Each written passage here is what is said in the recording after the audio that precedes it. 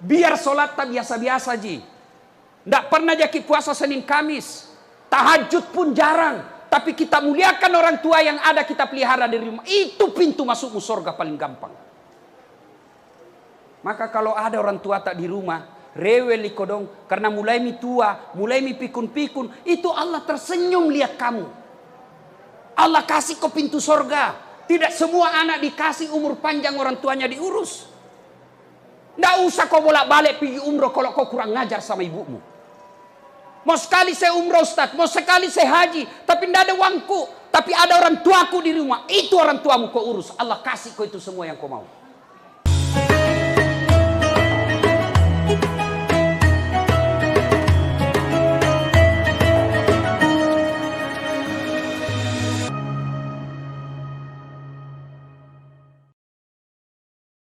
Oke, Ibu Bapak, saudara-saudara sekalian, kali ini saya mau menyampaikan sebuah kisah.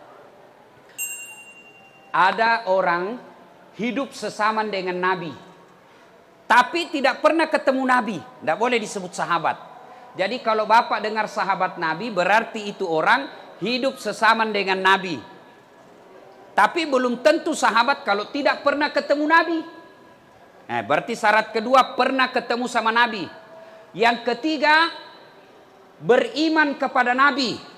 Yang keempat, matinya pun tetap beriman kepada Nabi. Ada orang ketemu dengan Nabi, sesaman dengan Nabi, tapi bukan sahabat, namanya Abu Jahal. Itu ketemu sama Nabi, tapi tidak beriman sama Nabi, bukan sahabat. Ini sehidup sama Nabi, tapi tidak pernah ketemu Nabi, bukan sebut sahabat, namanya Uwais Al-Qarni. Nabi panggil Umar sama Abu Bakar. Kalau bahasa kita, Umar sini saya kok. Bakar, gue dulu. Kenapa ya Rasulullah? Besok-besok kalau kau ketemu orang dari Yaman, namanya Uwais Al-Qarni, saya salam kepadanya. Sampaikan salamku kepadanya, dan kau minta didoakan sama itu orang. Bah, heran ini Umar. Heran ini Abu Bakar. Siapa ini? Apa keistimewaannya? Akhirnya tunggu, wafat Nabi, tidak ada orang dari Yaman nama Uwais. Diganti oleh Abu Bakar Siddiq, tunggu, tidak ada juga orang dari Yaman nama Uwais.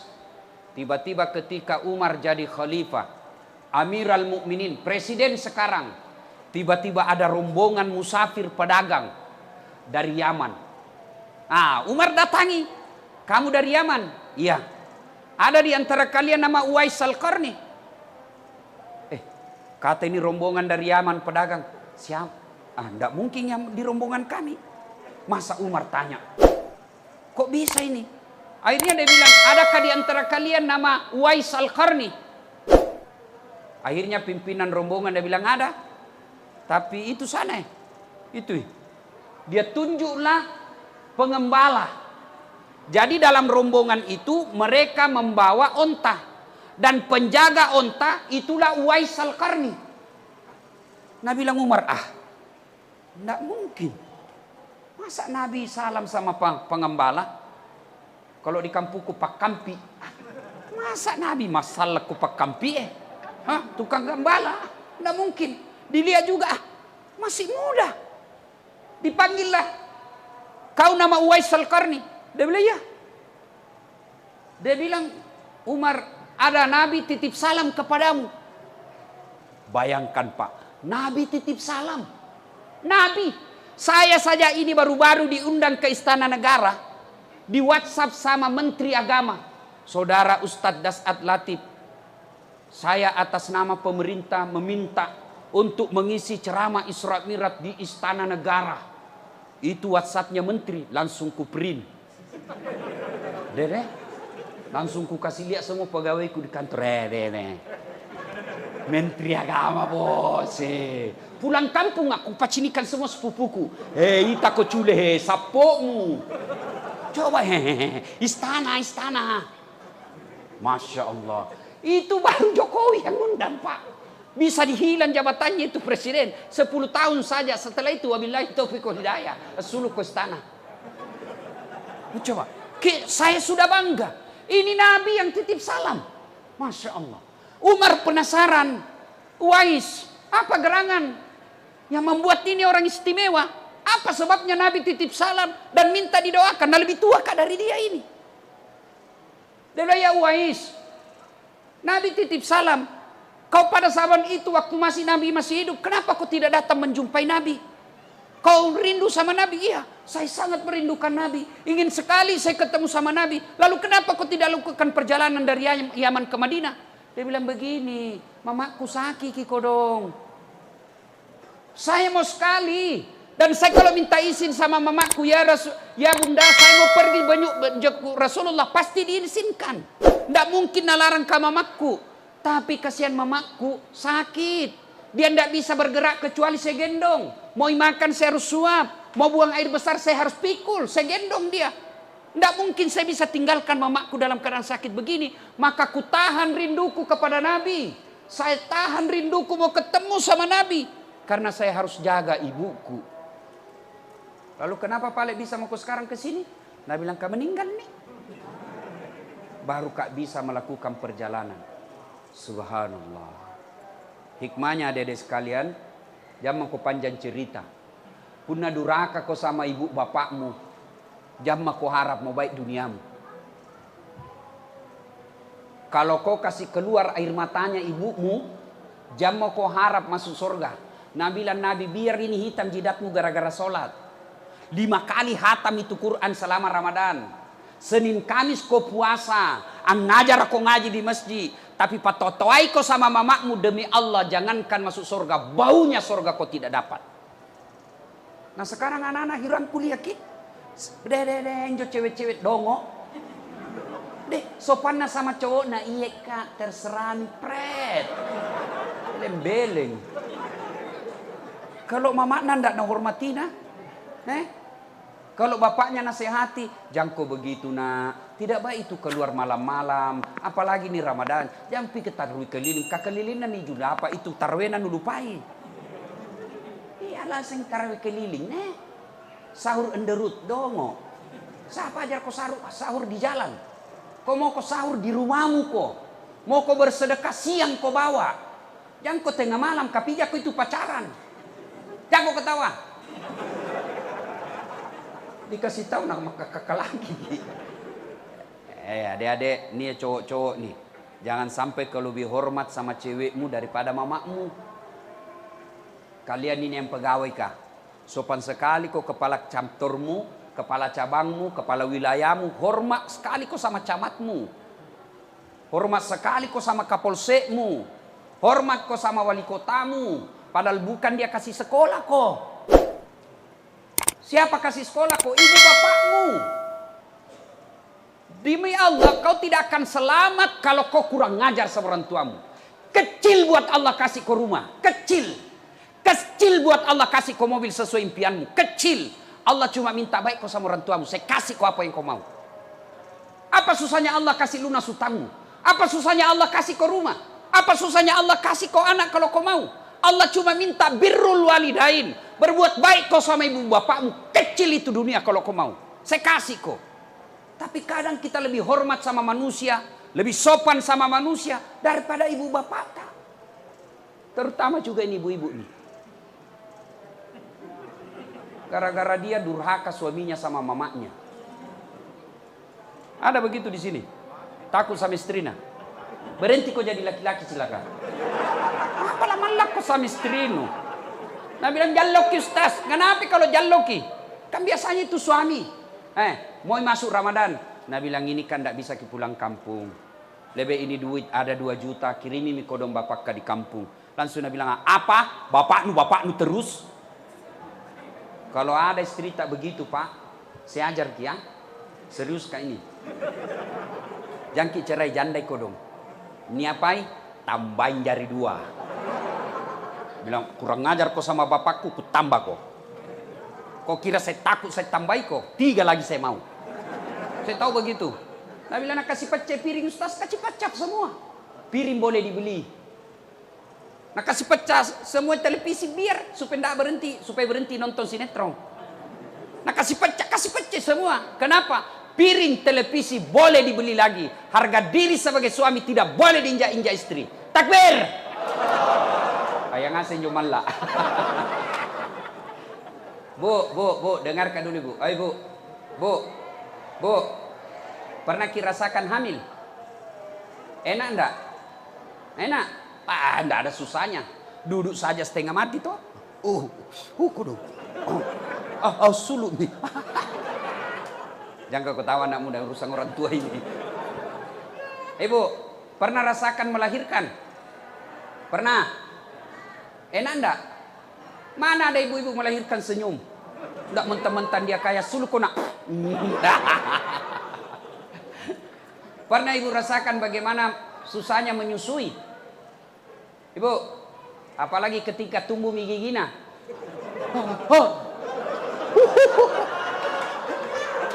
Iya toh? Nah, tapi nu tinju. Tidak. Lepas kona. Coba. Ibu, susah toh? Siapa yang menghamilkan suamimu? Siapa? Ibunya. Siapa yang lahirkan? Ibunya. Siapa yang menyusuinya? Siapa yang ngajari jalan? Siapa yang ngajari bicara? Siapa kasih sekolah? Sekarang siapa terima gajinya suamimu? Woi! Siapa? Istrinya. Makanya jangan kau patotoai sama suami. Mana ada gaji suami diambil sama mamanya? Istrinya dia kasih. Siapa yang dicicilkan rumah? Bukan ibu bapaknya, istrinya. Maka jangan pernah berkata pilih kau mamamu atau saya istrimu. Kalau saya bilang begitu pasti kupilih mamaku. Istri ada namanya bekas istri. Si mau kok. Bapak-bapak juga jangan kurang ngajar sama istri. Siapa yang hamilkan istri? Ibu nah.